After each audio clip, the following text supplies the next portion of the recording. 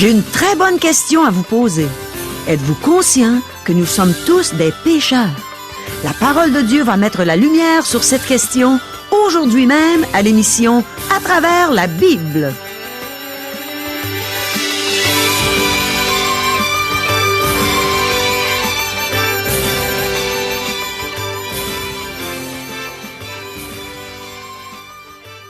Chers auditeurs, pour en savoir davantage sur le contenu de cette émission, vous pouvez contacter en tout temps Radio Espoir via Internet à www.radioespoir.ca ou par téléphone, sans frais, au 1-877-l'Espoir, 1-877-537-7647. Bonjour, ici Caro. Aujourd'hui, on a des questions dont les réponses vont réellement nous apprendre à connaître Dieu, à voir la grandeur de son amour pour nous. Voici nos questions. Devons-nous tous être conscients que nous sommes des pécheurs? Par quel mérite pouvons-nous venir à Dieu? De quelle manière pouvons-nous connaître Christ? Qu'est-ce qu'il nous faut pour pouvoir entendre la voix de Dieu, pour le servir et pour marcher dans ses voies? Comment pouvons-nous savoir si notre vie reflète la gloire et l'amour de Christ? Est-ce que Christ est toujours disponible pour nous? De quelle manière est-ce qu'on peut se consacrer à Dieu? Comment pouvons-nous savoir si nous obéissons à Christ? Comment est-ce qu'on peut s'approcher de Dieu? Dieu désire vraiment que nous connaissions la réponse à chacune de ces questions, afin qu'on puisse tous avoir une relation extraordinaire avec lui. Il veut se faire connaître à nous. C'est pourquoi il nous a laissé la Bible, sa parole. C'est pourquoi le pasteur Régent Joly est avec nous, pour nous donner cet enseignement qui provient des Saintes Écritures. Demandons à Dieu de toucher nos cœurs. Prions. Oh oui, Seigneur, touche nos cœurs par ta parole. Fais-toi connaître à nous d'une manière encore plus intime que jamais. Parle-nous, instruis-nous, mon Dieu. Amen. À toi, Régent. Merci, Caro. Aujourd'hui, nous reprenons l'étude du chapitre 8 du livre du Lévitique au verset 14. Ce texte traite de la consécration des prêtres. Après avoir étudié le reste du chapitre, je vous donnerai une définition de la consécration au chapitre 9.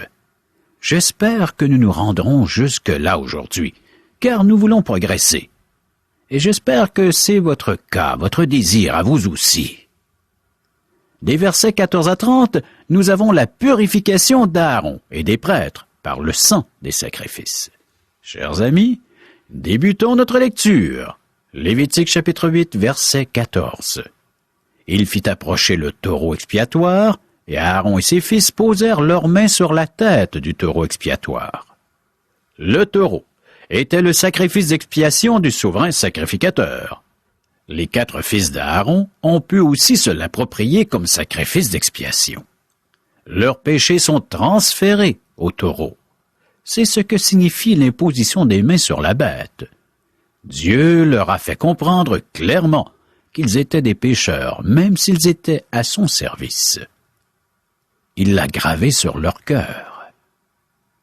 En examinant la Bible, vous noterez que tous les hommes de Dieu étaient conscients du fait qu'ils étaient pécheurs. Car des maux sans nombre m'environnent, les châtiments de mes iniquités m'atteignent, et je ne puis en supporter la vue. Ils sont plus nombreux que les cheveux de ma tête, et mon courage m'abandonne. Le psaume 40, verset 12. Mes amis, percevez-vous que vous êtes un tel pécheur? Dieu peut faire quelque chose pour vous si vous le percevez. Après tout, si vous ne vous rendez pas compte que vous êtes assez malade, vous n'irez pas chez le médecin. De même, si vous ne vous rendez pas compte à quel point vous êtes pécheur, vous n'irez pas à Christ. Car mes iniquités s'élèvent au-dessus de ma tête, comme un lourd fardeau. Elles sont trop pesantes pour moi. Le psaume 38, verset 4. Mes amis, si vous avez un fardeau trop lourd à porter, vous trouvez quelqu'un qui peut le porter pour vous. Jésus vous dit venez à moi, vous tous qui êtes fatigués, chargés, et je vous donnerai du repos. Matthieu chapitre 11, verset 28. Ne pensez pas que vous pouvez tromper Dieu. Il connaît la moindre chose à votre sujet. Aussi bien lui raconter tout. Poursuivons notre lecture du Lévitique 8, verset 15 à 17. Moïse l'égorgea, prit du sang, et en mit avec son doigt sur les cornes de l'autel tout autour, et purifia l'autel. Il répandit le sang au pied de l'autel, et le sanctifia pour y faire l'expiation. Il prit toute la graisse qui couvre les entrailles, le grand lobe du foie, et les 2 rognons avec leur graisse, et il brûla cela sur l'autel. Mais il brûla au feu hors du camp le taureau, sa peau, sa chair et ses excréments, comme l'Éternel l'avait ordonné à Moïse. Nous ne pouvons pas apprécier ce rituel si nous ne comprenons pas la leçon spirituelle dont il est porteur. C'est le même rituel que le sacrifice d'expiation, sauf que le sang est mis sur les cornes de l'autel d'airain plutôt que sur l'autel d'or. Même l'autel qui est utilisé pour faire les sacrifices sanglants doit être consacré avec du sang. Ceci nous rappelle qu'il n'y a aucun mérite dans le bois de la croix, c'est-à-dire la croix elle-même. De nombreuses personnes, religieuses, autant catholiques que protestantes, pensent qu'il y a un certain mérite à avoir une croix ou à en ériger une sur un site. Mais installer une croix ne nous apporte pas de mérite devant Dieu. De nos jours, certaines personnes, au nom de la liberté religieuse, enfreignent celle-ci en exigeant qu'on enlève des croix de lieux publics. Un non-croyant n'aime peut-être pas voir une croix, mais soyons honnêtes, en ériger une ne nous donne pas de mérite devant Dieu. Les mérites se trouvent dans la personne qui a versé son sang pour nous à la croix. Il n'a pas personnellement péché, même s'il fut fait péché pour nous. Jésus-Christ n'était pas souillé par le péché.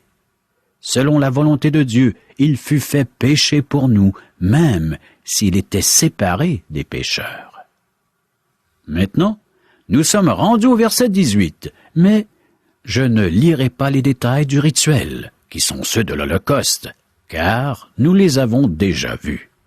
Donc, Aaron et ses fils observent le rituel de l'Holocauste.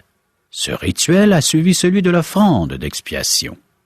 Il est impossible de comprendre la beauté et les mérites de Jésus-Christ tant que la question du péché n'est pas réglée d'une façon satisfaisante pour Dieu. Le sacrifice d'expiation illustre ce que Christ a fait pour nous à la croix. L'Holocauste illustre qui il est. Vous ne pouvez pas vraiment connaître Christ tant que vous ne venez pas à lui pour votre salut et que vous n'acceptiez pas qu'il soit votre substitut. Il a payé la pénalité méritée par vos péchés. Il est crucial que nous comprenions cela. En fait, dans le Nouveau Testament, la communion signifie que nous partageons les choses de Christ.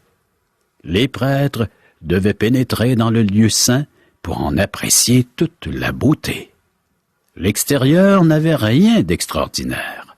De même, le monde incroyant ne perçoit pas la beauté de Christ et le rejette. Par contre, l'enfant de Dieu découvre de nouveaux aspects de la beauté et de la gloire de Christ chaque jour. Versets 22 et 24 du Lévitique chapitre 8. Il fit approcher l'autre bélier, le bélier de consécration, et Aaron et ses fils posèrent leurs mains sur la tête du bélier. Moïse égorgea le bélier, prit de son sang, et en mit sur le lobe de l'oreille droite d'Aaron, sur le pouce de sa main droite et sur le gros orteil de son pied droit. Il fit approcher les fils d'Aaron, mit du sang sur le lobe de leur oreille droite, sur le pouce de leur main droite, et sur le gros orteil de leur pied droit, et il répandit le sang sur l'autel tout autour. Le bélier utilisé pour la consécration était un sacrifice de culpabilité. Aucune offrande d'action de grâce ne fut faite. Pourquoi? Les prêtres étaient déjà dans le sanctuaire, le lieu de communion avec Dieu et d'action de grâce. Le sang sur le lobe de l'oreille symbolise une oreille capable d'entendre la voix de Dieu. L'homme naturel ne reçoit pas les choses de Christ. Dieu doit donner une oreille capable d'entendre. Le sang sur le pouce était essentiel pour servir. L'homme naturel dit qu'il désire donner à Dieu, mais c'est impossible sans être sauvé. Il faut être sauvé afin de pouvoir servir Dieu. Le sang sur l'orteil était nécessaire pour marcher dans les voies de Dieu. Quelqu'un dit qu'il fait une bonne vie. Vous vous trompez si vous pensez que votre bonne vie est suffisante. Tout ceci illustre le fait que la personne entière doit être présentée à Dieu. Le même rituel est suivi pour tous les prêtres. Nous ne ferons pas la lecture des versets 25 à 29. Ces versets nous enseignent que Moïse a pris toutes les offrandes et qu'il les a mis sur les mains d'Aaron et de ses fils et qu'il les a agités devant le Seigneur. Aaron et ses fils se sont entièrement consacrés au Seigneur qui a accepté l'offrande. De même, Christ, qui s'est offert une seule fois pour porter les péchés de plusieurs, apparaîtra sans péché une seconde fois à ceux qui l'attendent pour leur salut. Hébreux chapitre 9, verset 28. Le verset 30 du Lévitique chapitre 8. Moïse prit de l'huile d'onction et du sang qui était sur l'autel. Il en fit l'aspersion sur Aaron et sur ses vêtements, sur les fils d'Aaron et sur leurs vêtements. Et il sanctifia Aaron et ses vêtements, les fils d'Aaron et leurs vêtements avec lui. Maintenant, Aaron et les prêtres ont été consacrés avec du sang et de l'huile. Le sang fut versé pour le pardon des péchés, c'est l'œuvre de Christ. L'huile représentait l'onction du Saint-Esprit. Les instructions pour tout cela se trouvent dans Exode chapitre 29, verset 21. Ceci est un symbole du Seigneur. Jésus lui-même a dit, « Et je me sanctifie moi-même pour eux, afin qu'eux aussi soient sanctifiés par la vérité. » Évangile selon Jean chapitre 17, verset 19. Ceci nous rappelle que les croyants doivent se comporter dans ce monde comme des personnes rachetées par le sang de Christ, donc comme des enfants de Dieu. C'est ce qu'a voulu dire Jude dans son épître. Sauvez-en d'autres en les arrachant du feu, et pour d'autres encore, ayez une pitié mêlée de crainte, haïssant jusqu'à la tunique souillée par la chair. Verset 23. Nous pouvons assister à des réunions de consécration, faire des promesses et prendre toutes sortes d'engagements. Mais j'ai une question pour vous, la vraie question. La voici. Que pensent de toi tes voisins? Que pensent de toi tes compagnons de classe? Est-ce que les personnes avec qui tu travailles croient que tu sers Dieu? Les gens te perçoivent-ils comme une personne consacrée? Un membre de notre équipe fut attiré à Christ premièrement par un groupe de jeunes croyants consacrés à l'université. Il pensait premièrement que ces chrétiens étaient fous, mais très vite, il désirait leur folie, car il perçut chez eux une joie et un amour qui étaient les fruits de l'esprit. Malheureusement, très souvent, ce que le monde voit chez les chrétiens ne les attire pas à Christ. La vie du croyant est la première Bible que lisent de nombreux incroyants. Notre vie reflète-t-elle la gloire et l'amour de Christ? Versets 31 et 32. Moïse dit à Aaron et à ses fils, « Faites cuire la chair à l'entrée de la tente d'assignation. C'est là que vous la mangerez, avec le pain qui est dans la corbeille de consécration, comme je l'ai ordonné, en disant, Aaron et ses fils la mangeront. Vous brûlerez dans le feu ce qui restera de la chair et du pain. » Les prêtres doivent manger ce qui reste. Ceci illustre le fait que les croyants doivent toujours mettre entièrement leur confiance dans l'œuvre achevée de Christ à la croix. Le croyant éprouve de la paix et de la satisfaction dans la mesure où il demeure en communion intime avec Christ et qu'il se nourrisse de la personne et l'œuvre de Christ. Rien ne doit rester. Tout doit être consommé ou brûlé. Rien ne doit se gaspiller ou pourrir. Combien avons-nous besoin de Jésus-Christ? Les versets 33-36 nous enseignent qu'il devait y avoir 7 jours de consécration et de méditation.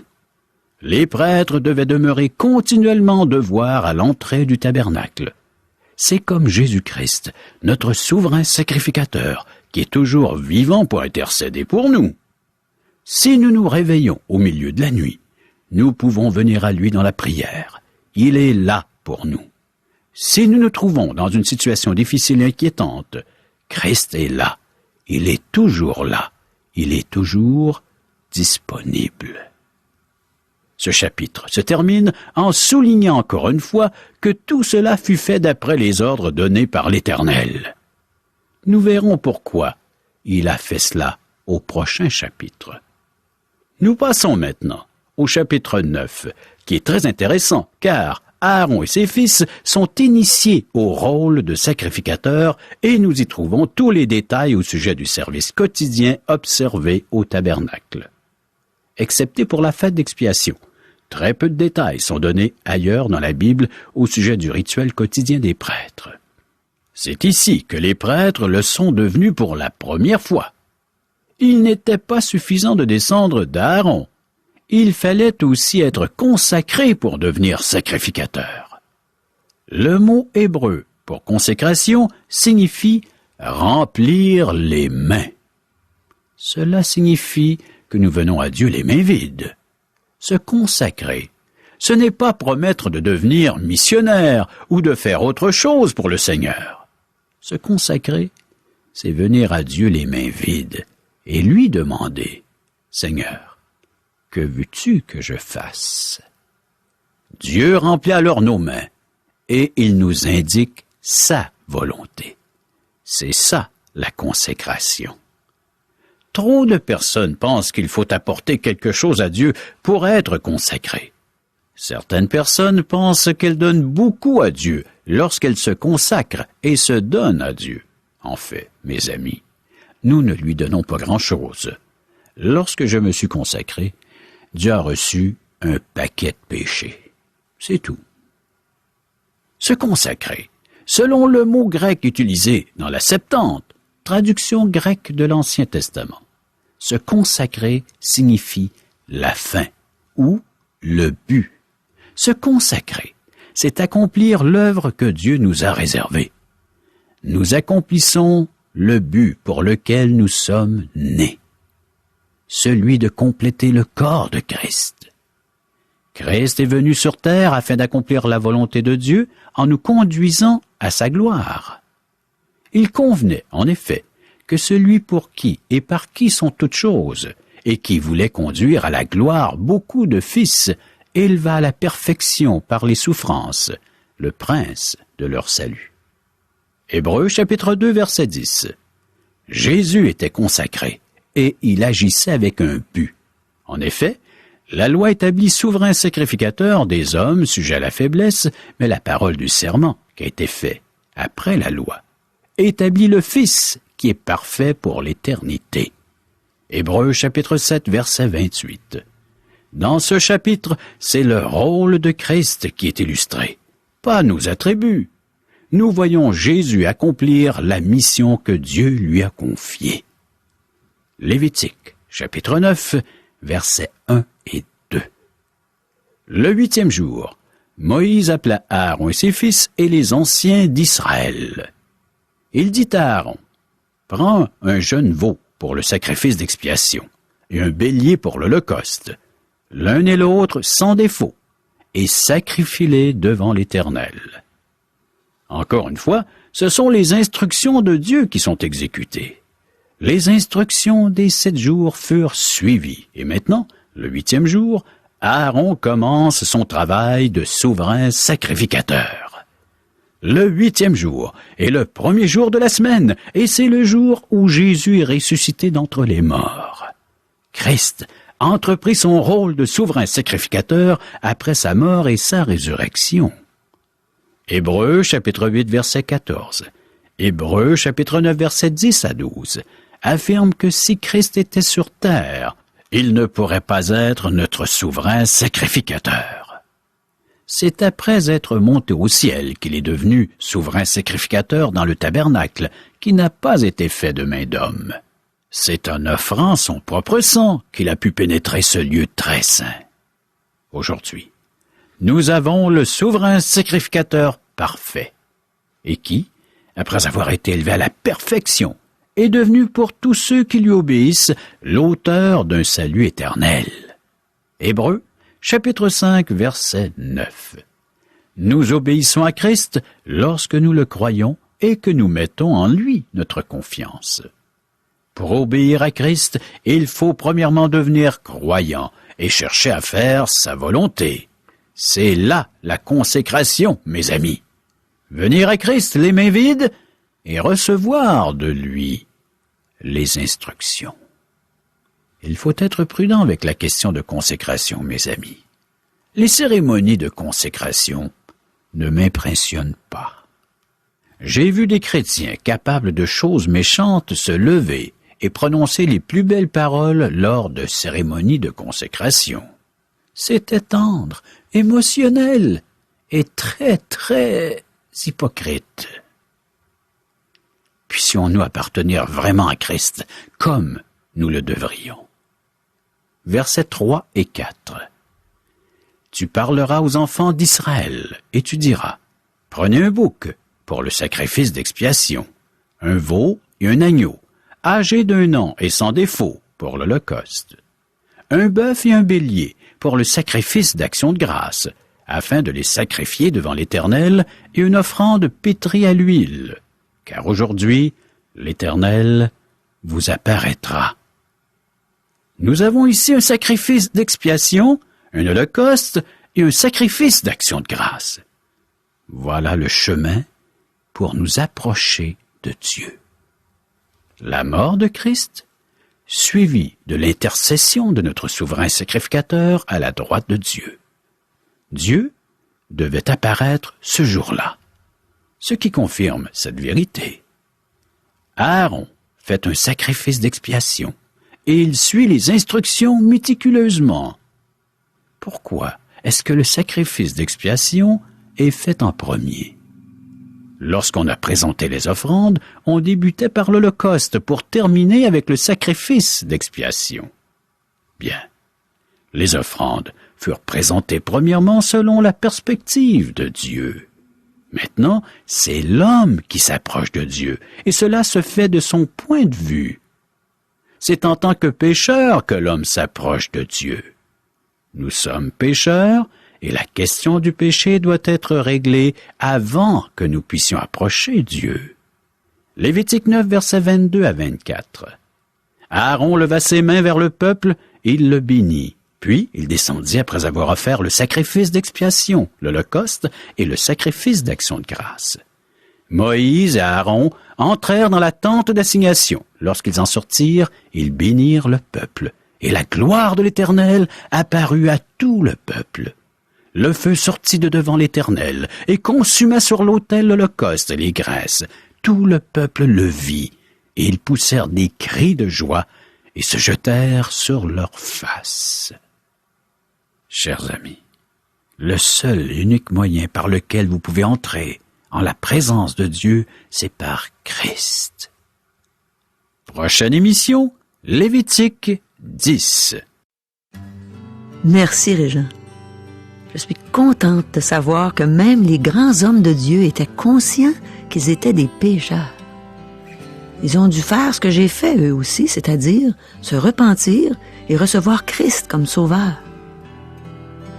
Régent nous disait tantôt qu'on ne peut pas connaître Jésus tant qu'on ne vient pas à lui pour notre salut, tant qu'on n'accepte pas que c'est lui notre substitut, que c'est lui qui a payé la dette, la pénalité pour nos péchés.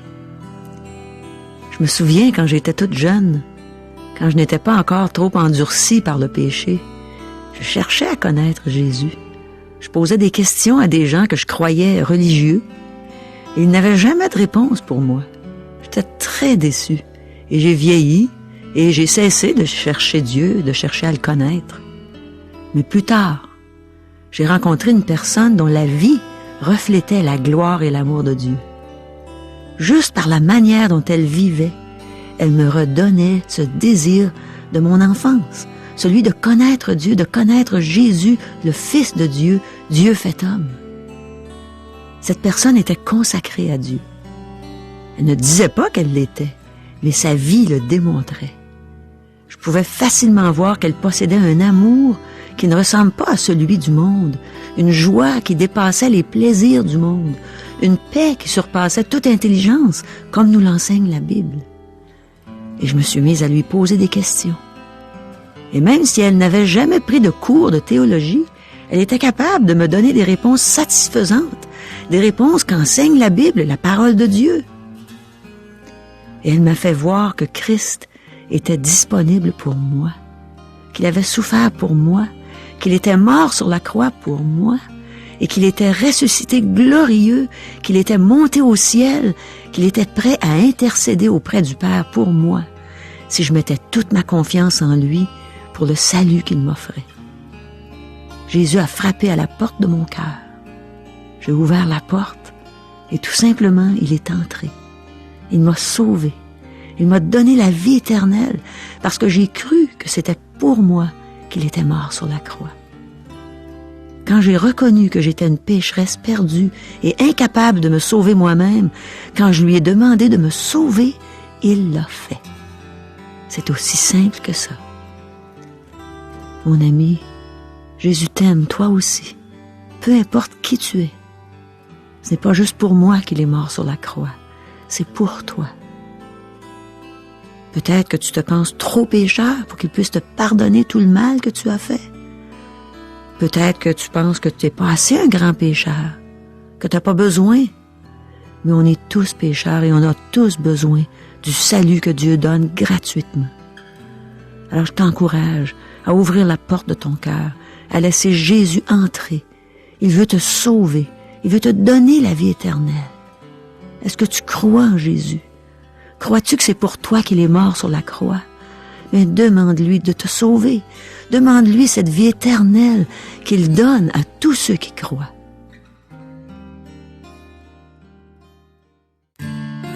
Chers amis, les gens nous posent souvent cette question, Caro. Qui sommes-nous? Mais qui es-tu, Régent? Qui es-tu, Caro? Eh bien, je vais commencer par qui j'étais. J'étais une jeune femme qui chantait toutes sortes de chansons populaires. J'avais des succès au palmarès et ma carrière menait bon train. J'étais malheureuse, j'étais sans Dieu dans le monde. Et un jour, Dieu s'est fait connaître à moi. Et j'ai accepté Jésus comme sauveur, comme Seigneur. Et je suis devenue une enfant de Dieu. Je suis née de nouveau. Et maintenant, je suis une chrétienne évangélique qui aime propager l'évangile de Dieu. Avec toi, Régent, je passe partout au Québec pour annoncer la bonne nouvelle du salut par grâce. À tous les gens qui veulent nous entendre, à tous ceux qui veulent s'intéresser à ce que Dieu veut pour eux, à connaître son amour pour eux. Alors je vais avec toi, on va partout dans des déjeuners de l'espoir et ici, à Radio Espoir, pour dire aux gens, Dieu vous aime et Dieu veut vous instruire, vous faire connaître sa sainte parole. C'est merveilleux. Les gens aimeraient peut-être nous rejoindre par téléphone. 1-877-l'Espoir. 1-877-537-7647. Et on a une adresse courriel. www.radioespoir.ca ou l'adresse postale. Radio Espoir, casier postal 34 143, Charlesbourg, Québec, G1G 6P2. Chers amis, à demain. C'est un rendez-vous.